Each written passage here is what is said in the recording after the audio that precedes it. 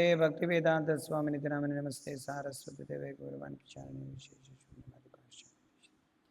जय श्री कृष्ण चैतन्य प्रभु नित्यानंद श्री अद्वैत गदाधर श्रीवासदि गौर भक्तवृंद हरे कृष्ण कृष्ण कृष्ण हरे हरे हरे राम राम राम हरे हरे योऽन्तः प्रविश्य मम वाचमिमां प्रसुप्तां सञ्जीवयत्यखिल शक्तिधरस्वधाम अन्यांश्च हस्तचरणश्रवणत्वगादीन् प्राणान् नमो भगवते पुरुषाय गुरुवे गौरचन्द्राय राधिकाय तदालय कृष्णाय कृष्णभक्ताय तद्भक्ताय नमो नमः यस्य देवे परा भक्तिर्यथा देवे तथा गुरु तस्यैते कथिता हि अर्था प्रकाशन्ते महापुरुषाः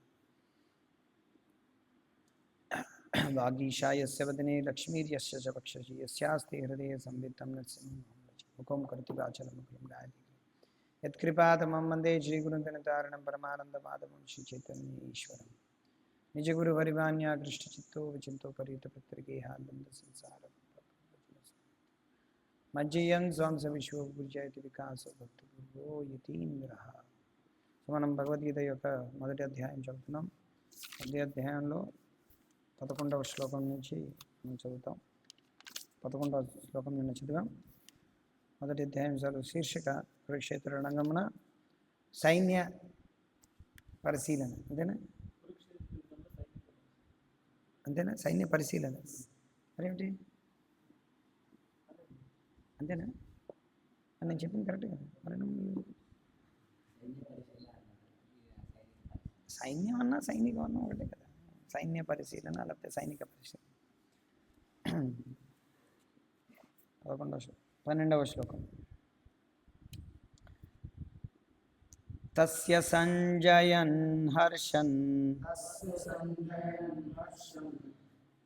తస్య సంజనయన్ హర్షన్ ఏమిటి రాస్తుంది? తస్య సంజనయన్ హర్షన్ కురు వృద్ధ పితామహః కురు వృద్ధ పితామహః సింహనాదం వినద్యోచ్చైః సింహనాదం వినద్యోచ్చైః శంఖం దద్మౌ ప్రతాపవాన్ శంఖం దద్మౌ ప్రతాపవాన్ తస్య సంజనయన్ హర్షన్ కురు వృద్ధః పితామహః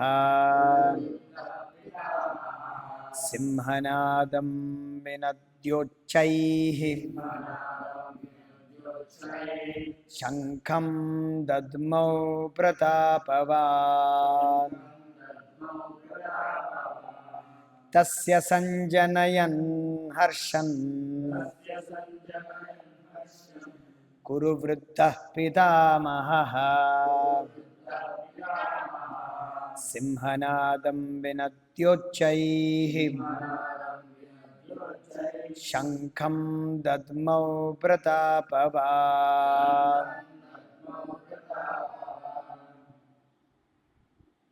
ఎవరైనా చదవాలనుకున్నారా? తస్య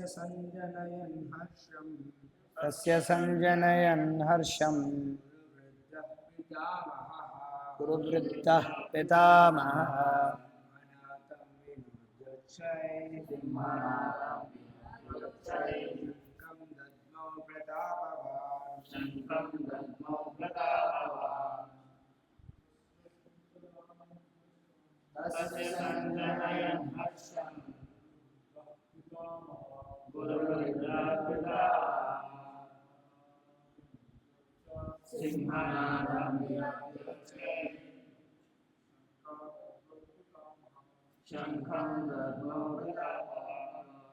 ఓకే. అనువాదం తాత్పర్యం ఇచ్చింది కృష్ణ కృపామూర్తి శ్రీమద్ అభయ చరణారవింద భక్తి వేదాంత స్వామి ప్రభుపాదుల వారు. అనువాదం చదవండి. అనువాదం చదవండి, డైరెక్ట్ అనువాదం. అప్పుడు కురువృద్ధుడు యోధుల పితామహుడైన భీష్ముడు హరే కృష్ణ దుర్యోధనునికి ఆనందం చేకూర్చి ఏమయ్యా ఏ లోకం గర్జన వంటి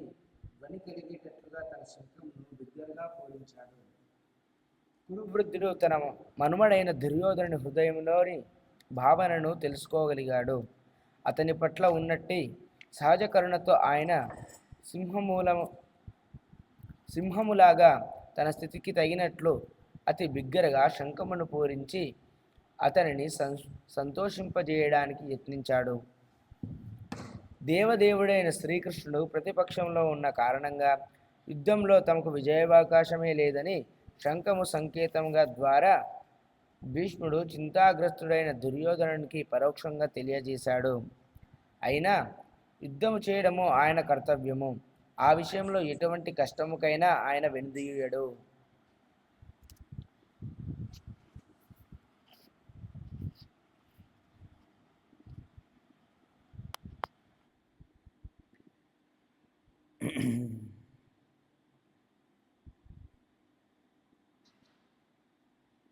ఓకే,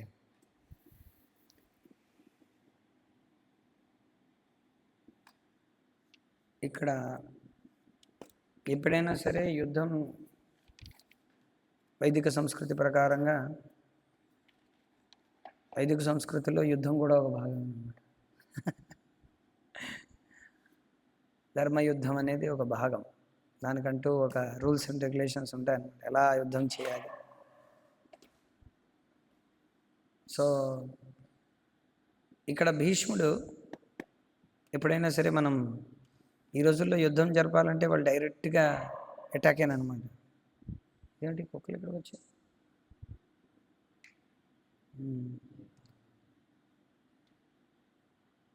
సో ఎప్పుడైనా సరే అది దాంతో కర్ర పెట్టుకుని దాన్ని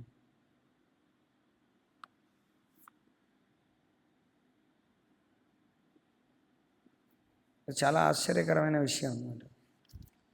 యుద్ధం ఆరంభించే ముందర ఎవరెవరైతే అతిరథులు మహారథులు ఉన్నారో వాళ్ళు డైరెక్ట్గా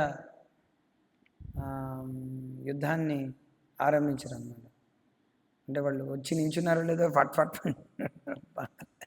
అంటే వచ్చి నించోలేదు అనమాట, బాణాలు వేస్తారు. ఇక్కడ ఏంటి యుద్ధం అంటే ఇక్కడ సివిలియన్స్ మీద, అనగా ఎవరైతే అస్త్రశస్త్రాలు లేవో వాళ్ళ మీద బాంబులు వేస్తారనమాట. పిరికి పందవేధవాళ్ళు. లేకపోతే పెద్ద బంకర్ లోపల నుంచి ఒక్క ఇది మాత్రమే బయటకు వస్తుందన్నమాట, అందులోంచి కాలుస్తారు. అసలు ఆ బంకర్లో పెద్ద పైనుంచి బాంబు వేసడం అనాగరికత కలిగినటువంటి యుద్ధం. అసలు ఏమాత్రం కూడా యుద్ధం అనేది చూసుకుంటే వాళ్ళు ఖచ్చితంగా నరకానికి వెళ్తారనమాట. ఖచ్చితంగా. ఈవెన్ యుద్ధంలాగా చూసుకున్నాను, యుద్ధంలో ఎవడైనా నరకం స్వర్గం చూసుకుంటాడా? కానీ యుద్ధంలో కూడా వాళ్ళు నరకానికి వెళ్తారనమాట. అంతటి క్రూరత్వమైనటువంటి చావు చేస్తారనమాట. అసలు చెప్పకూడదు ఇలాంటివన్నీ. మన మీద కేసు కూడా బుక్ చేయొచ్చు ఎవరో ఒకరు. అఫ్కోర్స్ మనం పేరు చెప్పడం లేదు, ఇది అది అని. బట్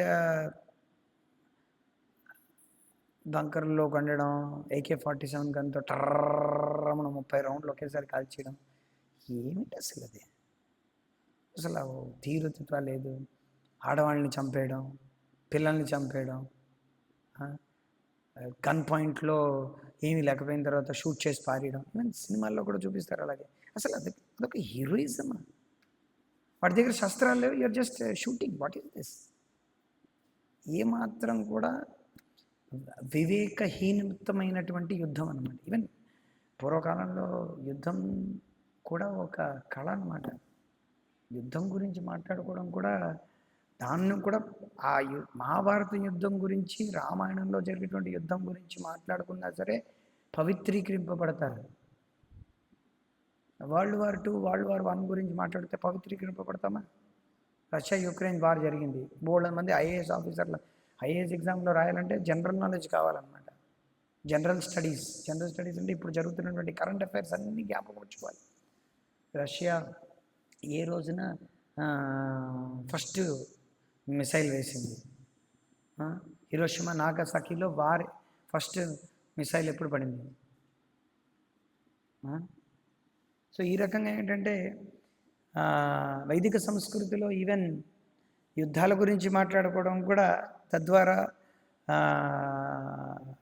శుద్ధపరచుకోవడానికి ఒక మార్గం ఉంది. ఆధునిక సంస్కృతిలో యుద్ధం అంటే గన్లు, నట్లు, బుల్లెట్లు అనమాట. బఫోర్స్ గన్లు పేర్లు అంటే ఆ పేర్లు కూడా అంటే సివిలియన్స్ని అటాక్ చేయడం, పిల్లల్ని అటాక్ చేయడం, ఆడవాళ్ళని అటాక్ చేయడం, ఎవరైతే అస్త్రశస్త్రాలు లేవో వాళ్ళని అటాక్ చేయడం. సో తద్వారా ఏంటంటే ఏ విధమైనటువంటి నాగరికత లేనటువంటి యుద్ధం అన్నమాట. సో ఇక్కడ అలాంటి యుద్ధం కాదనమాట. ఇది కురుక్షేత్ర యుద్ధం అంటే ఇది ఆషామాషి యుద్ధం కాదనమాట, ఇది ధర్మయుద్ధం. సో అక్కడ ఒక పక్కన కురుశ్రేష్ఠులు ఉన్నారు, అందులో భీష్ములు వారు హీఈస్ లీడింగ్ ద ఆర్మీ అన్నమాట. సో ఒక యుద్ధం ఆరంభించాలంటే శంఖనాదంతో ఆరంభిస్తారన్నమాట. ఆ శంఖనాదం భోగించే తీరులో మిగతా వాళ్ళ యొక్క కొంచెం సౌండ్ కొంచెం సౌండ్. సో ఆ మోగించే తీరులో ఏంటంటే ఎవరైతే ఇరుపక్షాల వాళ్ళు కొంతమంది ఆనందిస్తారు, కొంతమంది బాధపడుతుంటారు అన్నమాట. సో ఇక్కడ భీష్ముడు యాక్చువల్గా భీష్ముడు భక్తుడైనప్పటికీ దుర్యోధనుడు పక్కన ఉన్నాడు కాబట్టి దుర్యోధనుడిని ఆనందింప చేయడానికి అని చెప్పి ఆయన అడిగినటువంటి మాటలన్నింటినీ ఇచ్చేయడానికి ఆయన ఓ రకంగా శంఖనాదాన్ని పూరిస్తాడనమాట. ఆ శంఖనాదం పూరించిన తర్వాత దుర్యోధనుడికి చాలా ఆనందం అనిపిస్తుంది అనమాట. ఆ శంఖనాదం ఎలా ఉందిట? సింహనాదం, సింహనాదం వినద్యోచ్యై అని ఉందన్నమాట. అమ్మా అంటే ఏమిటంటే సింహం గర్జన ఎలా ఉంటుందంటేనో అలా ఉంటుందంట శంఖం నాదం. కొన్నిసార్లు బయట వాళ్ళు మన ఇస్కాన్కి ఫస్ట్ టైం వచ్చినప్పుడు వాళ్ళు ఎప్పుడు కూడా శంఖాన్ని వినకపోవడం వలన వాళ్ళు కొంచెం భయం వేస్తుంది అన్నమాట. ఏంటి వీళ్ళు ఇంతలా శంఖం మోదిస్తారు, పొద్దున్నే అయితే ఇంకా చాలా భయం వేస్తుంది. అసలు సౌండ్ ఏమి ఉండదు కదా అసలు. మేము మనకంటే ఇక్కడ చుట్టూ ఓపెన్ ప్లేస్ కాబట్టి ఏంటంటే సౌండ్ అనేది ఏంటంటే జస్ట్ స్ప్రెడ్ అయిపోతుంది అనమాట. అంటే అంత బాగా కరెక్ట్గా వినిపించడం లేదు.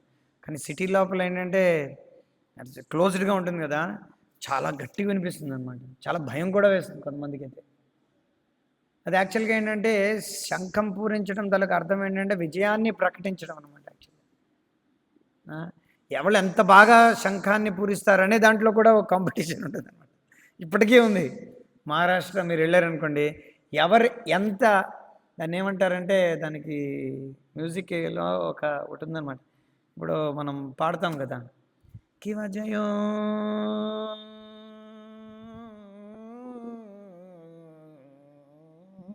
అంటే అంతసేపు కాపుకోవాలన్నమాట. అలాగా ప్రొలాంగ్ చేసి దానికి మ్యూజిక్లో ఒక పదం ఉంది, నేను మర్చిపోయాను, అది రేపు చెప్తాను. సో పాయింట్ ఏంటంటే అలా చేయడం చాలా కష్టం అనమాట. అసలు శంఖంలో ఏంటంటే లాంగ్ వరకు ఎంతసేపు ఆ శంఖాన్ని పూరిస్తారనేది ఆపకుండా 3 సార్లు. సో అదొక కళ, అది అందరికీ రాదనమాట. శంఖనాదం అనేది లేకుండా ఏ పూజ జరగకూడదు అనమాట. కానీ ఈవెన్ తాంత్రిక పూజలు కూడా శంఖనాదంతోనే చేస్తారనమాట. శంఖనాదం లేకుండా పూజే జరగకూడదు అక్కడ. ఎందుకంటే శంఖనాదం శంఖాన్ని పూరించడం వలన ఎన్నో భూతాలు, పేతాలు, ప్రేతాలు, పిశాచులు మొత్తం అన్నీ బయటికి వెళ్ళిపోతాయి అన్నమాట. మీరు చూస్తే బెంగాల్లోని, బీహార్లోని, అస్సాంలోని, తర్వాత ఒరిస్సా, అంగవంగ కళింగ మోస్ట్లీ, తర్వాత గుజరాత్, రాజస్థాన్లోని, ఈవెన్ బృందావన్, ఈవెన్ కాశ్మీర్లో కూడా శంఖం పూరించకుండా పూజ అనేది ఆరంభించారు అన్నమాట.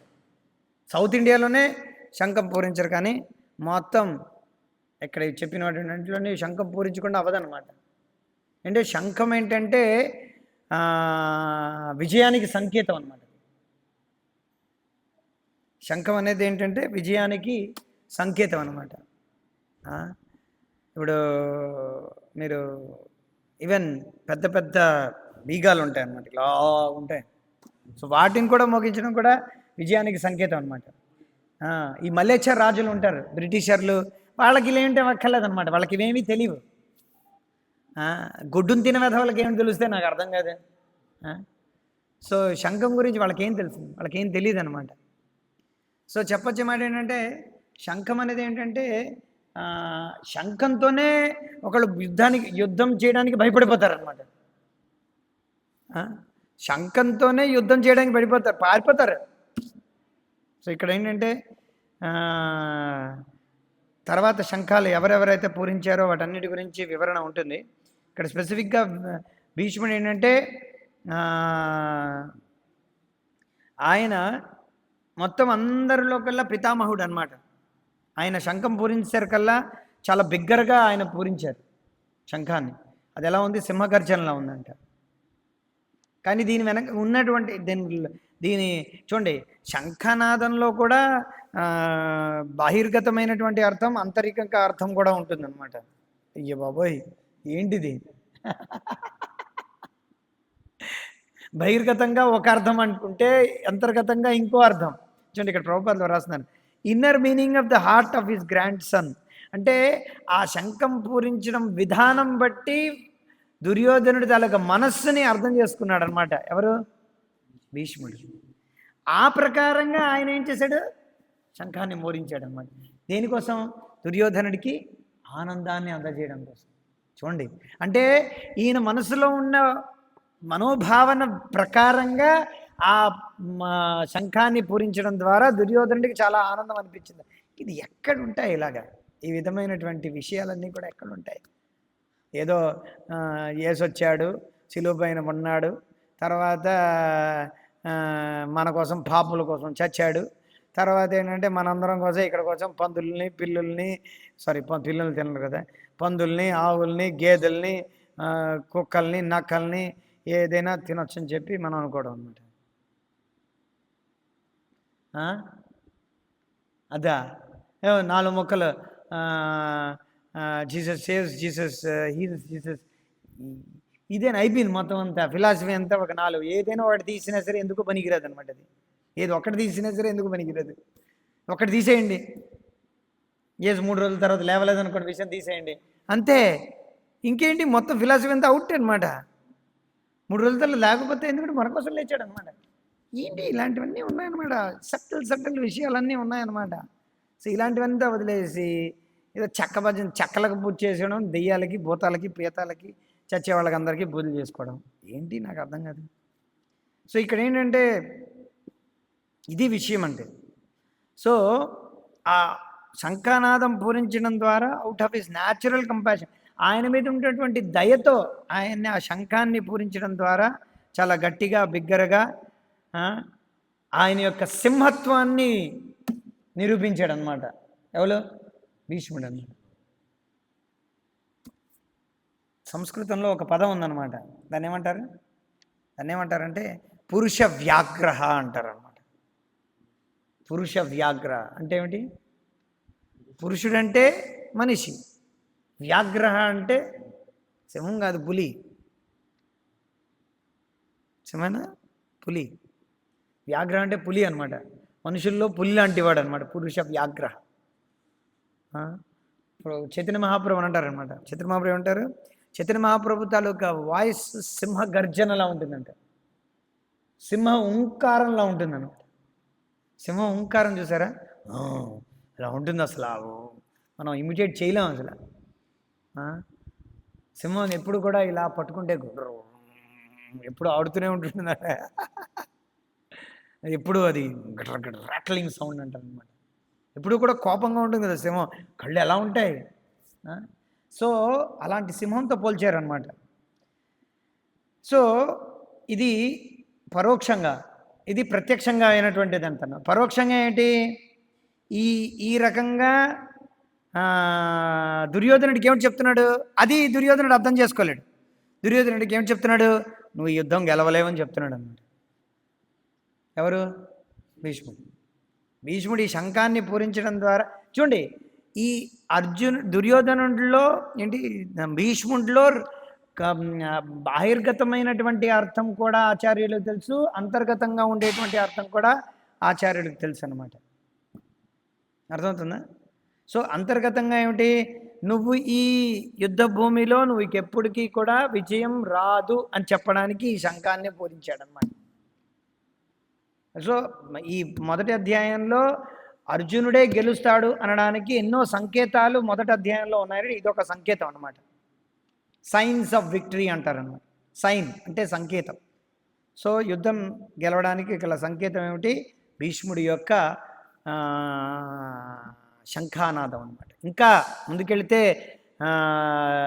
యుధిష్ఠిరుడు, నకుల సహదేవులు, భీముడు, తర్వాత అర్జునుడు, కృష్ణుడి యొక్క పాంచజన్యం, అర్జునుడి యొక్క అనంత విజయం అనమాట, కుంతి భోజం. సో ఇదంతా కూడా వాళ్ళ యొక్క శంఖాల యొక్క శంఖము వాళ్ళ పేర్లు కూడా ఉంటాయి, పౌండ్రం. సో ఇవన్నీ పేర్లు అనమాట, శంఖాల యొక్క పేర్లు. కృష్ణుడు అంటారు నా పాంచజన్యం తీసుకురా, అంతే ఒక్కసారి పాంచజన్యం వేయించాడంటే మొత్తం అందరికీ అడలైపోతుంది అనమాట. సో ఇవన్నీ ఈ మిగతా అంటే మిగతా వీళ్ళ యొక్క అవన్నీ కూడాను జుజుపీలు అనమాట. కానీ పాండవులు, కృష్ణుడి తాలూకా శంఖానాదం అంతా కూడా దుర్యోధనుడు మిగతా 100 మంది కౌరవులకి వాళ్ళందరికీ ఏంటంటే హఠాత్ మరణాన్ని తీసుకొచ్చింది అనమాట. వాళ్ళందరికీ గుండె గాబరా అయిపోయింది అనమాట. ఆల్జీబ్రా గుండె గాబరా. అవునా? తెలీదా మీకు తెలుసా? మీకు తెలీదు, మీకు ఎవరికి తెలీదు. దాన్ని ఏమంటారంటే మ్యాథ్స్లోని ఆల్జీబ్రా చాలా టఫ్ అనమాట. ఆల్జీబ్రా గుండె గాబరా. చిన్నప్పటి నుంచి అదొక భూత పదం అనమాట, ఆల్జీబ్రా గుండె గాబరా. సో అలాగా పాండవుల యొక్క శంఖానాదం గుండె గాబరా అయిపోయింది అనమాట దుర్యోధన అండ్ పార్టీకి. ఎందుకు గుండె గాబరా చేశాడు భీష్ముడు? తన కారణం ఏంటి? తప్పులు చేశారు. ఇంకేమిటి కారణం? భీష్ముడు ఇక్కడ అంతర్గతంగా ఆయన పూరించినప్పుడు దుర్యోధనుడు నీ దుర్యోధన అంటే పూరిస్తున్నాడు, చెప్తున్నాడు అనమాట, దుర్యోధన నీకు విజయం రాదు, నువ్వు ఖచ్చితంగా ఓడిపోతావు అన్నాడు అనమాట. ఏమర్థమైందని దుర్యోధనుడికి ఏం అర్థం అవ్వలేదు అనమాట. దాని అర్థం అది. ఎవరికి విక్టరీ తేవడం వీళ్ళ బాధ్యత? భీష్ముడి తాలూకు బాధ్యత. అది బహిర్గతం, అంతర్గతం వాళ్ళకి కాదనమాట. బహిర్గత కారణం, అంతర్గత కారణం కూడా ఉంటుంది. అదేనా? ముందుంది ముసాల పండుగ, ఇప్పుడు ఇంకా ఆరంభం మాత్రమే. అన్ని 2 అర్థాలు ఉంటాయన్నమాట, బహిర్గతం, అంతర్గతం. అర్థమైందా? సో ఇప్పుడు బహిర్గతంగా ఆయనకి చాలా ఆనందాన్ని ఇచ్చాడు దుర్యోధనుడికి. అంతర్గతంగా నువ్వు ఇది ఓడిపోతావు అని చెప్తున్నాడు. కారణం ఏంటి చెప్పండి? కారణం అదే, తప్పు చేశారు అంటున్నారు, అధర్మ యుద్ధం, ఇంకా అధర్మం వైపు ఉన్నారు వాళ్ళు. ఇంకేమిటి కారణం? దుర్యోధనుడు ఓడిపోతాడని ఆ శంఖం పూరించడం ద్వారా అంతర్గతమైనటువంటి అర్థం చెప్తున్నారు. దీనికి కారణం ఏమిటి?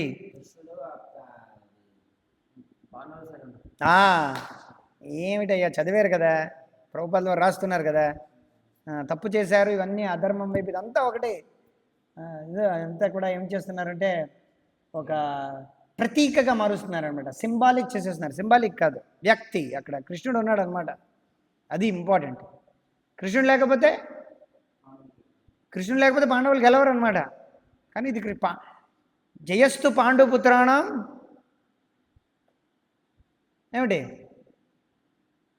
ఏమిట్రా? జయస్తు పాండుపుత్రాణం ఏషాం పక్షే జనార్దన. ఇది జ్ఞాపకం ఉంచుకోవాలి మనం, ఈ వాక్యం. ఇలాంటివన్నీ యద్భావం తద్భవతి అన్న డాక్టర్ సంస్కృతంలాగే తెలుగు మాట్లాడాలన్నమాట. కానీ ఇది సంస్కృతం శ్లోకం. జయస్తు పాండుపుత్రాణం, చెప్పండి, జయస్తు పాండుపుత్రాణం అంటే అర్థం ఏమిటి? జయోస్తు విజయోస్తు అంటే ఖచ్చితంగా విజయం లభిస్తుంది. ఎవరికి?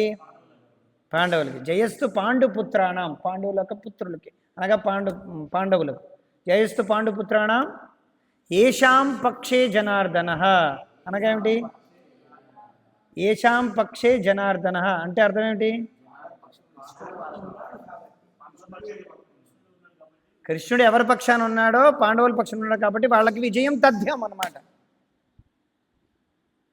సో విజయం ఎవరికి లభిస్తుంది? జయస్తు పాండుపుత్రాణం ఏషాం పక్షే జనార్దన అంటే విజయం తథ్యం అన్నమాట. కృష్ణుడు అక్కడ ఉన్నాడు కాబట్టి. అది ఇక్కడ భీష్ముడు ఏంటంటే దుర్యోధనుడికి చెప్తున్నాడు అన్నమాట. శంఖాన్ని పూరించడం ద్వారా మనం పొద్దున్నే శంఖం పూజ చేసే ముందర ప్రతిరోజు ప్రతిసారి 2 పూట్ల పూజ చేస్తాం, లేకపోతే సండే వస్తే 3 పూట్ల పూజ చేసినప్పుడల్లా మనం శంఖాన్ని పూరిస్తాం. శంఖం పూరించినప్పుడల్లా మనకు ఆ శ్లోకం జ్ఞాపకం రావాలి. ఏంటి? జయస్తు పాండుపుత్రాణం ఏషాం పక్షే జనార్దన, అది జ్ఞాపకం రావాలన్నమాట. సో ఇస్కాన్కి ఎప్పుడూ కూడా విజయం తథ్యం. చాలా వెధవలందరూ యూట్యూబ్లో ఎన్ని రకాలుగా మాట్లాడుకున్నా సరే అదంతా ట్రాష్. అది యదా యదా హి ధర్మస్య గ్లానిర్భవతి భారత అద్యుత్థానమధర్మస్య తదాత్మానం సృజామ్యహం పరిత్రాణాయ సాధూనాం వినాశాయ చ దుష్కృతాం ధర్మ సంస్థాపనార్థాయ సంభవామి యుగే యుగే. అదనమాట. సో ఇస్కాన్ అనేది ఏంటంటే ఇప్పుడు ఈ యుగంలో సాక్షాత్తుగా కృష్ణుడిలాగా అవతరించాడు అనమాట. కృష్ణుడే